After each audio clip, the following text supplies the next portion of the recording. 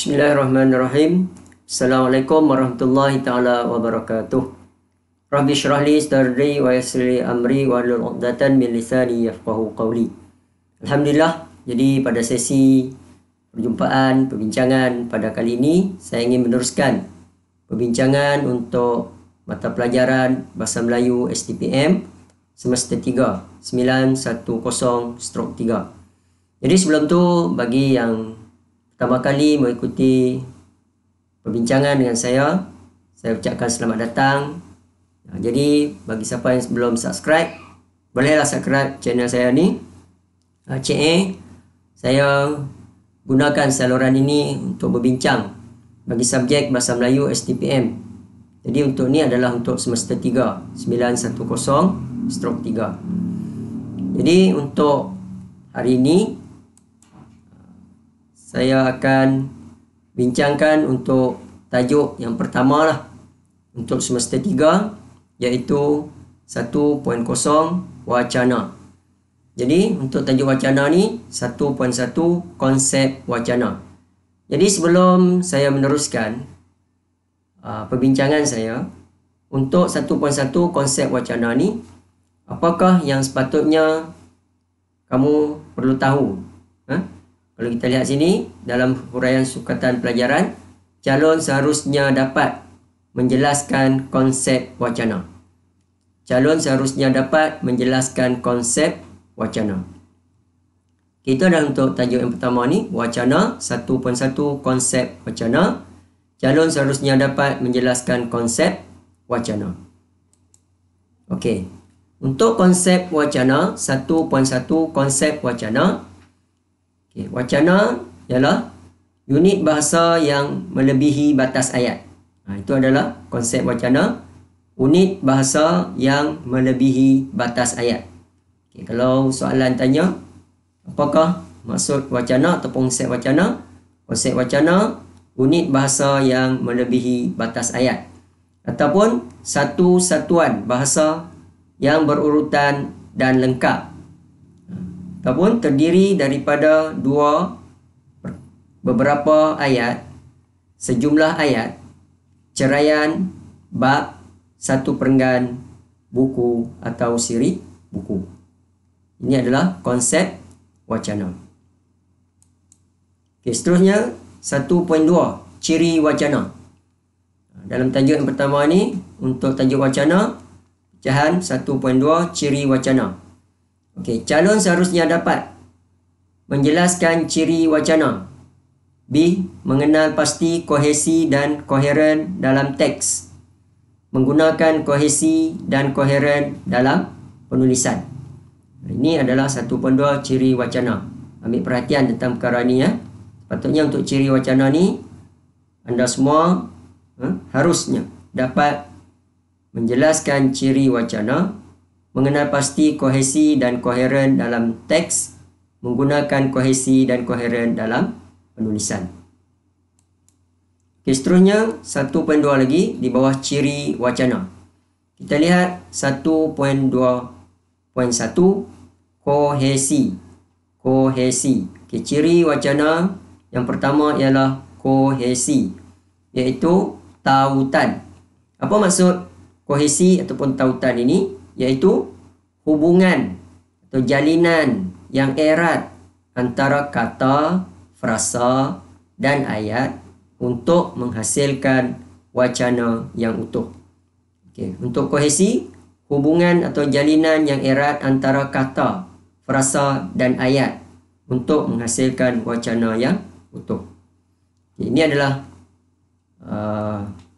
definisi bagi kohesi, iaitu hubungan jalinan yang erat antara kata, frasa dan ayat untuk menghasilkan wacana yang utuh. Contoh, Kamal dan Syahira berasa gembira. Mereka berjaya melanjutkan pelajaran ke IPTA. Itu contoh. Kamal dan Syahira berasa gembira. Jadi Kamal dan Syahira, mereka berjaya melanjutkan pelajaran ke IPTA. Itu menunjukkan ciri wacana yang pertama, kohesi, iaitu tautan. Okey, jenis kohesi. Jenis kohesi dalam wacana ditandai oleh kehadiran penanda khusus, iaitu kohesi nahuan dan kohesi leksikal. Ini adalah jenis kohesi. Okey, ciri kohesi dalam wacana ditandai oleh kehadiran penanda khusus, iaitu kohesi nahuan dan kohesi leksikal. Okey, jenis kohesi. Unsur kohesi nahuan: penanda rujukan, penanda penggantian, penanda elipsis dan penanda penghubung. Bagi unsur kohesi leksikal, iaitu pengulangan dan kolokasi. Untuk unsur kohesi leksikal, pengulangan dan kolokasi, iaitu jenis kohesi. Okay, seterusnya 1.2 ciri wacana lagi. Ini kita ambil ciri yang seterusnya. 1.2.1 koheren. Koheren ni ataupun runtutan. Koheren iaitu runtutan. Apa maksud dia? Kesinambungan idea yang disusun secara teratur. Isi atau maklumat disampaikan dengan jalinan yang kemas dan rapi serta mempunyai makna. Ini kesinambungan idea. Koheren ni dia runtutan. Kesinambungan idea yang disusun secara teratur, isi atau maklumat disampaikan dengan jalinan yang kemas dan rapi serta mempunyai makna. Okey, contoh. Jam menunjukkan pukul 7 pagi. Masyarakat kota sudah mula bergegas ke pejabat. Jalan raya menjadi sesak.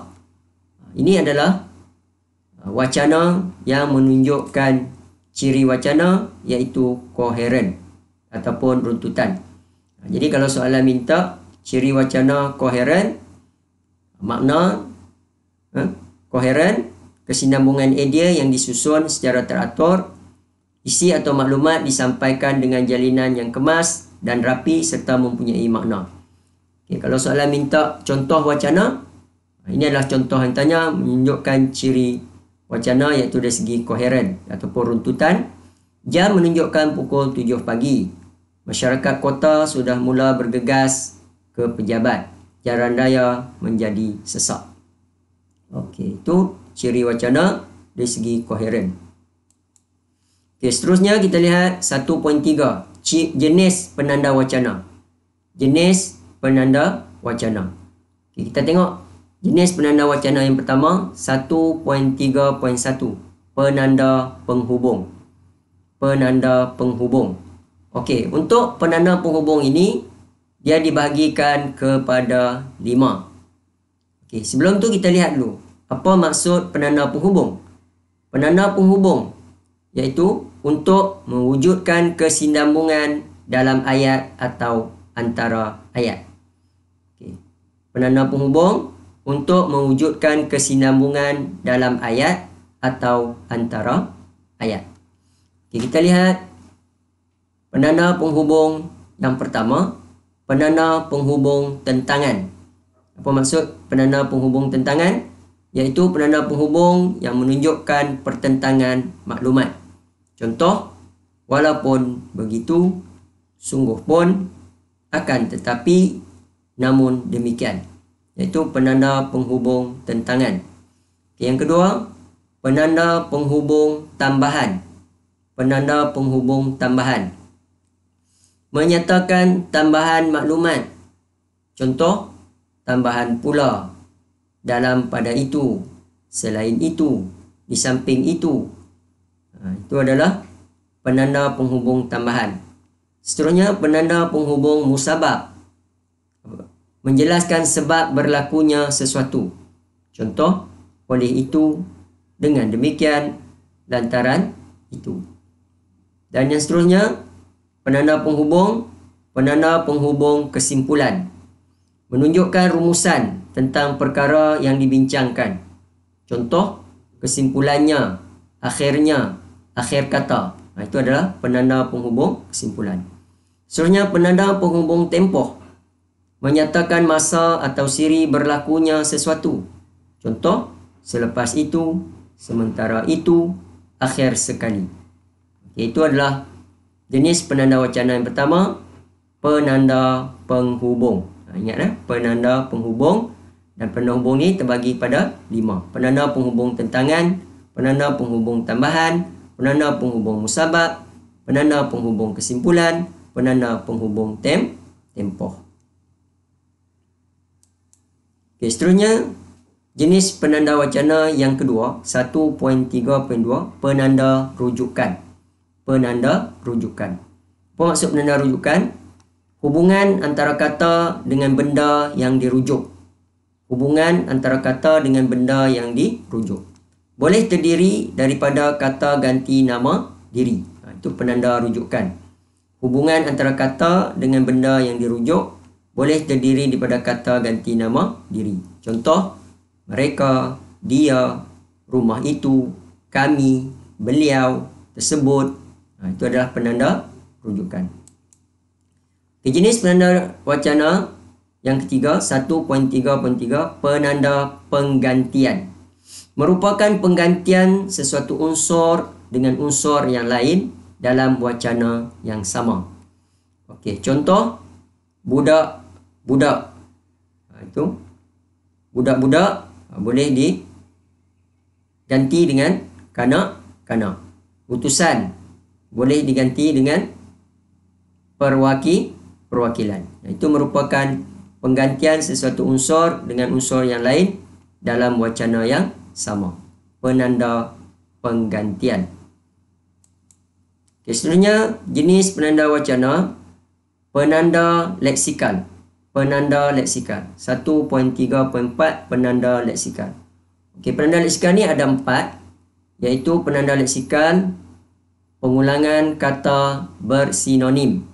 Contoh, cantik, lawa, kemas, rapi. Itu pengulangan kata bersinonim yang sama erti. Seterusnya, pengulangan kata yang sama. Pengulangan kata yang sama. Contoh, kamu asyik makan sahaja. Okay, pengulangan kata yang sama. Kalau kita tengok sini, kata makan telah diulang. Seterusnya, pengulangan kata berhiponim. Berhiponim. Contoh, kalau perabot, almari, kerusi, meja. Itu perkataan kata berhiponim. Seterusnya, pengulangan kata berkolokasi. Okay, contoh, kita ambil sini perkataan laut. Yang berkolokasi dengan laut, udang, sotong, ikan. Ini pengulangan kata berkolokasi. Contohnya putih, suci, bersih. Itu adalah jenis penanda wacana yang keempat, penanda leksikon. Seterusnya, jenis penanda wacana yang kelima, 1.3.5, penanda elipsis ataupun pengguguran. Penanda elipsis atau pengguguran. Apa maksud penanda elipsis atau pengguguran? Penghilangan atau pengguguran kata, frasa yang telah disebutkan sebelumnya. Penghilangan atau pengguguran kata atau frasa yang telah disebutkan sebelumnya. Okay, contoh, Ali dan Abu kawan akrab. Maknanya sini Ali dan Abu telah mengalami penghilangan atau pengguguran, ke sekolah bersama-sama, mengulang kaji bersama-sama. Ali dan Abu telah digugurkan. Jadi kalau soalan minta jenis penanda wacana, penanda elipsis, contoh, boleh beri contoh ni lah. Contoh, Ali dan Abu kawan akrab, ke sekolah bersama-sama, mengulang kaji bersama-sama. Itu jenis penanda wacana yang kelima. Okey, seterusnya kita lihat aspek kesinambungan idea dalam wacana. Aspek kesinambungan idea dalam wacana. Okey, kalau kita lihat sini, hubungan dari segi semantik. Hubungan dari segi semantik. Yang pertama, hubungan sebab akibat. Hubungan sebab akibat. Contoh, Azman terlalu malas untuk belajar. Dia gagal dalam peperiksaan. Itu hubungan dari segi semantik, hubungan sebab dan akibat. Hubungan sebab akibat. Contoh, Azman terlalu malas untuk belajar. Dia gagal dalam peperiksaan. Seterusnya, hubungan sebab hasil. Contoh, Abu rajin belajar. Dia mendapat keputusan yang cemerlang dalam peperiksaan. Itu hubungan sebab hasil. Seterusnya, hubungan sebab tujuan. Contoh, Amir bekerja keras. Dia mahu menyimpan wang sebanyak mungkin untuk masa hadapannya. Itu hubungan sebab dan tujuan. Seterusnya, hubungan latar dan kesimpulan. Hubungan latar, kesimpulan. Hubungan latar, kesimpulan. Contoh, canggih sungguh telefon terbaru itu. Canggih sungguh telefon terbaru itu. Produk K rupa-rupanya. Itu hubungan latar dan kesimpulan. Boleh bagi contoh ni lah kalau soalan minta hubungan latar, kesimpulan. Canggih sungguh telefon terbaru itu. Produk K rupa-rupanya. Itu hubungan latar dan kesimpulan. Hubungan syarat hasil. Contoh, kamu mesti berusaha dengan sungguh-sungguh. InsyaAllah usaha kamu akan menghasilkan kejayaan. Itu hubungan syarat hasil. Hubungan perbandingan. Contoh, pemuda itu sungguh kacak. Bapaknya lagi kacak. Itu hubungan perbandingan. Contoh, pemuda itu sungguh kacak. Bapaknya lagi kacak. Iaitu hubungan dari segi semantik, hubungan perbandingan. Seterusnya, hubungan adjektif. Adjektif, contoh, sungguh kejam orang itu. Dia bukan sahaja sanggup memukul orang, malah membunuh. Itu hubungan dari segi adjektif. Okay, itu adalah aspek kesinambungan idea dalam wacana. Okay. Akhir sekali, saya berharaplah semoga perbincangan saya ini membawa manfaat kepada anda semua. Sekali lagi, saya menyerulah bagi yang belum subscribe, boleh subscribe dan tekan butang notifikasi untuk mendapatkan video-video saya yang berkaitan dengan subjek Bahasa Melayu STPM sama ada bagi semester 1, semester 2 dan juga semester 3. Okey, jadi sekali lagi saya ulang untuk wacana ni. Untuk wacana, yang pertama adalah konsep wacana. Konsep wacana. Okey, itu adalah konsep wacana, unit bahasa yang melibatkan ayat. Sebenarnya ciri wacana ada dua ciri yang penting di sini, kohesi, tautan. Jenis kohesi dan ciri wacana. Yang kedua, koheren, runtutan. Apa maksud dari sini? Contoh. Seterusnya, jenis penanda wacana, penanda penghubung, dan jenis penanda penghubung, penanda hubung tentangan, penanda hubung tambahan, penanda hubung sabab, penanda hubung kesimpulan, penanda hubung tempoh.